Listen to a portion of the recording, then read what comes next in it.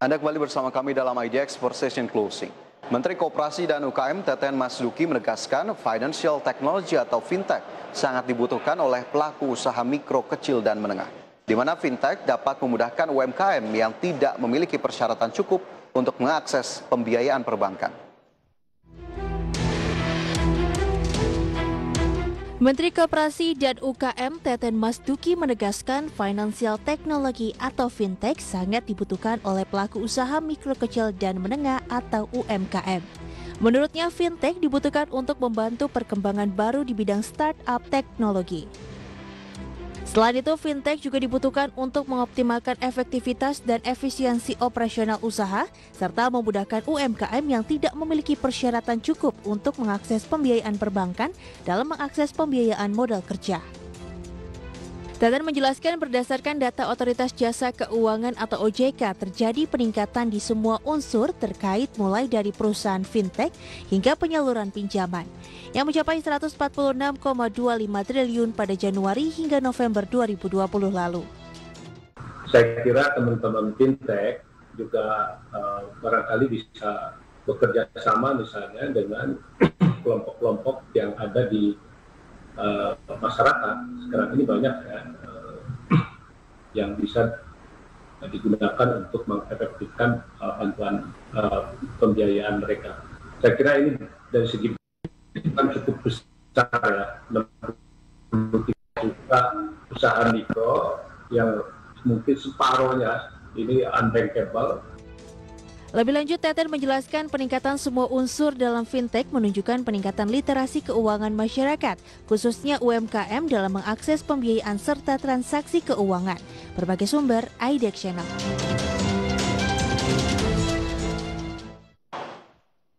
Ya, pemirsa, untuk meminimalisir terjadinya kredit macet, saat ini perusahaan fintech di Indonesia gencar dalam menyasar para UMKM.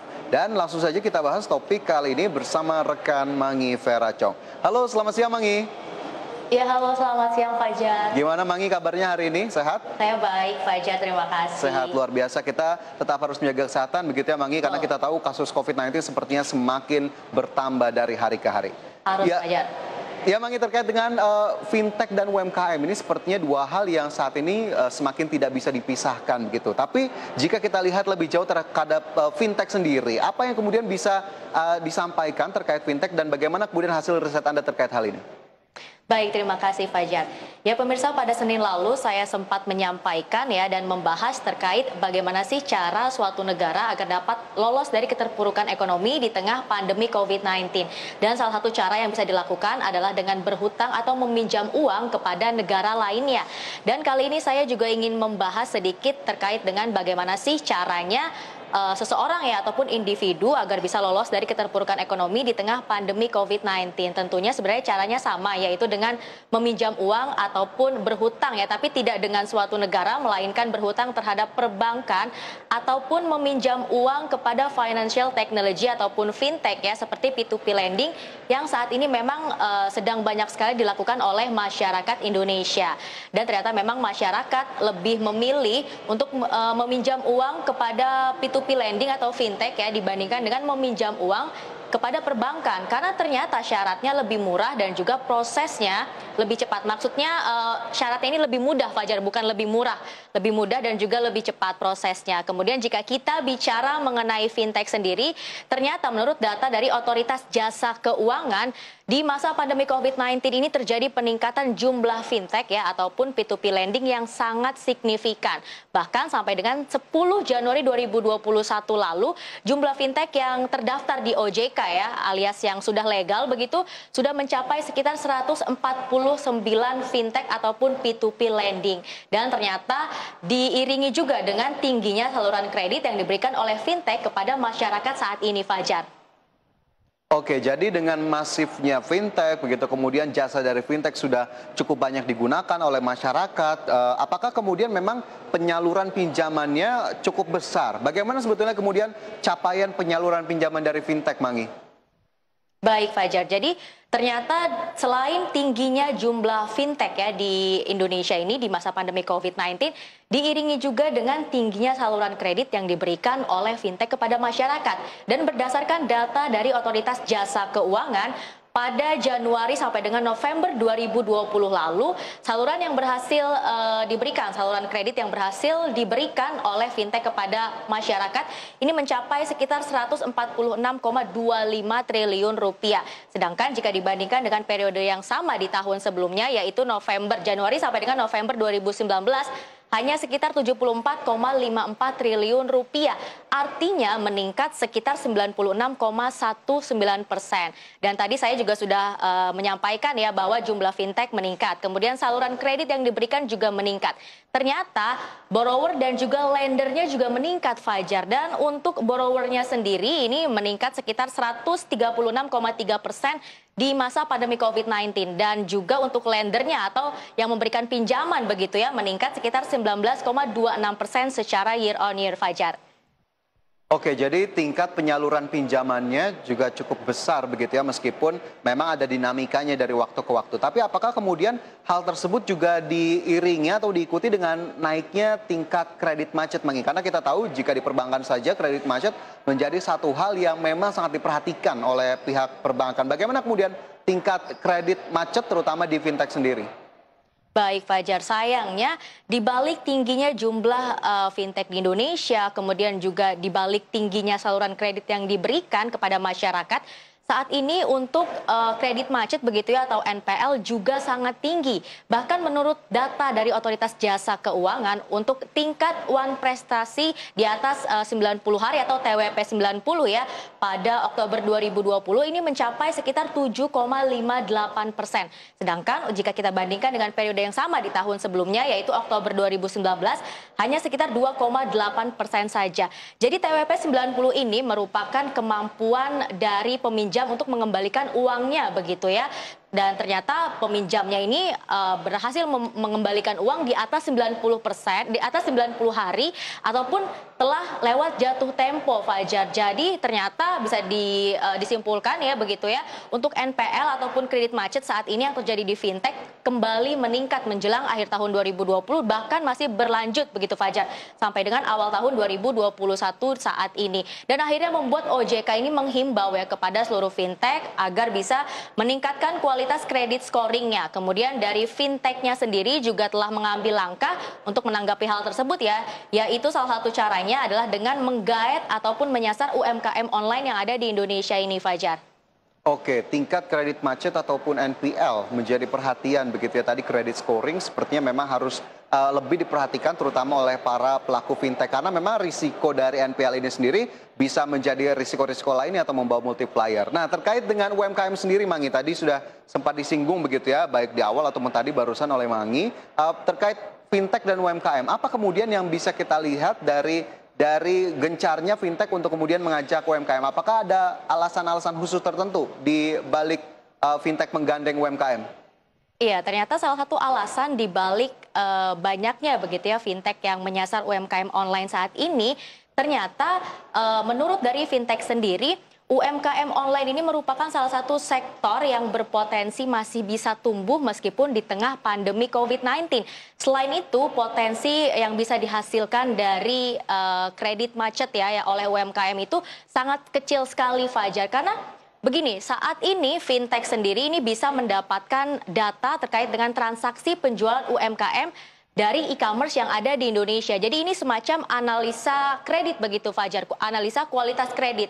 Jadi nanti bisa dilihat nih fintech tersebut ya bisa menilai UMKM tersebut kinerjanya seperti apa, didapatkan datanya dari e-commerce melalui volume penjualannya dinilai. Kemudian juga dilihat juga dari iklan-iklan yang dilakukan oleh UMKM tersebut seperti apa. Kemudian juga dari para pembeli yang memberikan review begitu Fajar kepada UMKM tersebut seperti apa. Jadi mungkin Fajar juga pernah melakukan hal ini ya, ketika Fajar membeli suatu barang dari toko ataupun dari e-commerce begitu ya.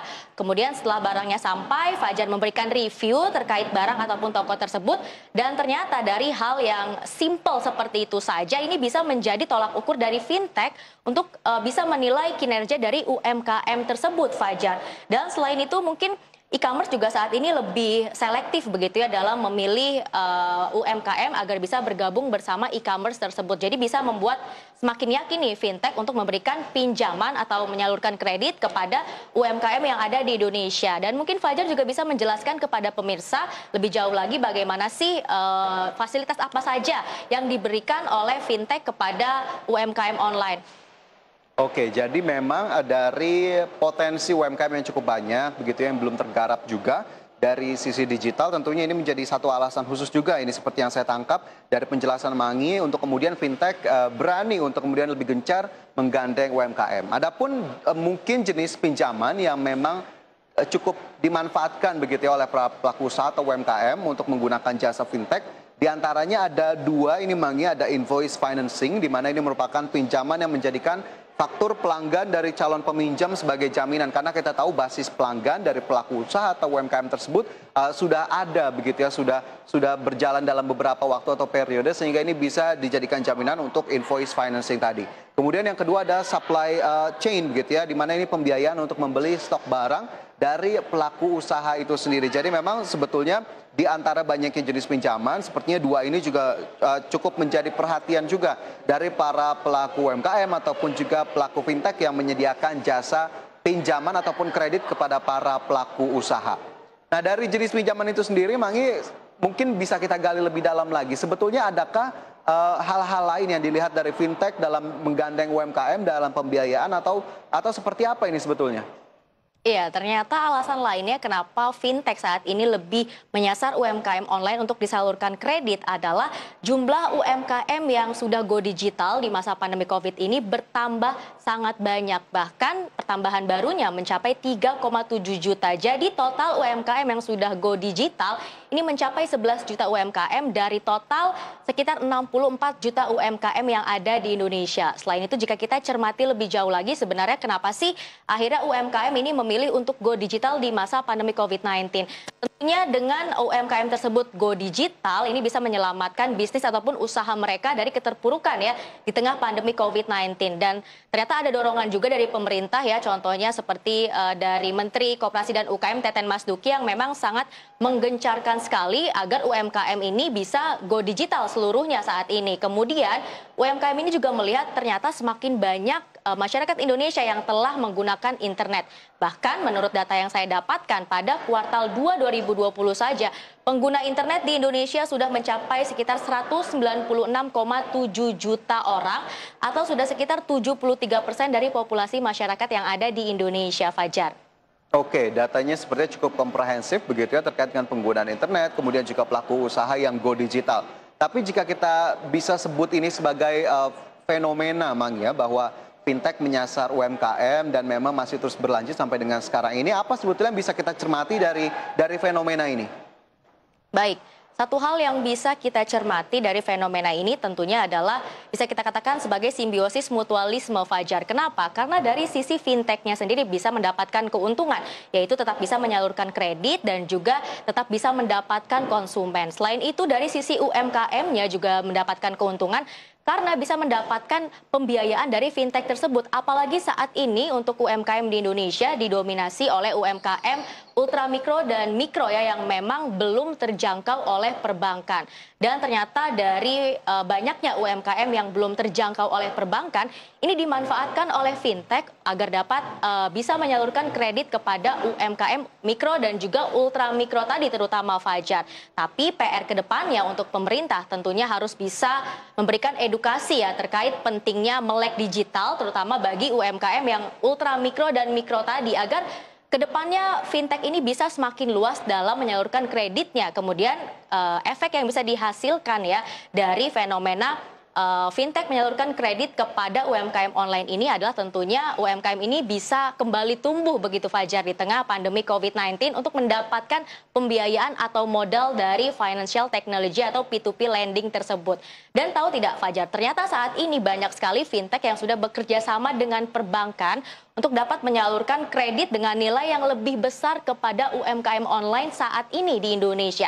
Bahkan beberapa fintech dan juga bank ya mampu ya menyanggupi untuk menyalurkan kredit senilai 30 miliar rupiah kepada UMKM online. Dan ini ternyata bisa juga memberikan dampak yang sangat baik ya Fajar kepada perekonomian Indonesia. Dan mungkin Fajar juga bisa menyampaikan nih kepada pemirsa kira-kira dampak positif apa sih yang bisa dihasilkan dari fintech yang menyasar UMKM online ini untuk disalurkan kredit Fajar.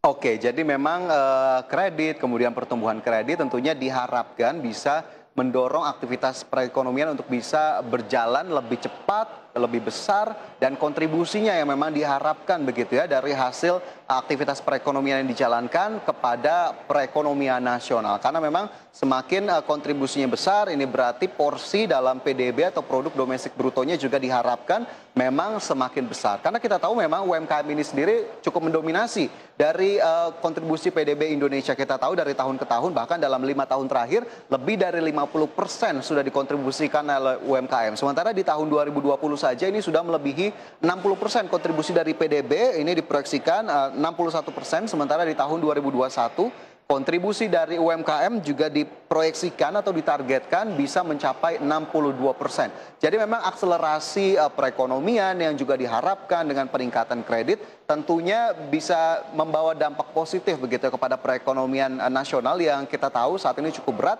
meskipun memang tidak berarti bahwa roda perekonomian tidak bisa berjalan sama sekali. Tentunya ada peluang-peluang yang tetap bisa dimanfaatkan, dan penyaluran kredit diharapkan bisa menjadi salah satu sarana ataupun tools yang bisa menjadi salah satu pendorong utama dari aktivitas perekonomian nasional. Tentunya itu yang memang kita harapkan dari kontribusi UMKM terhadap perekonomian Indonesia.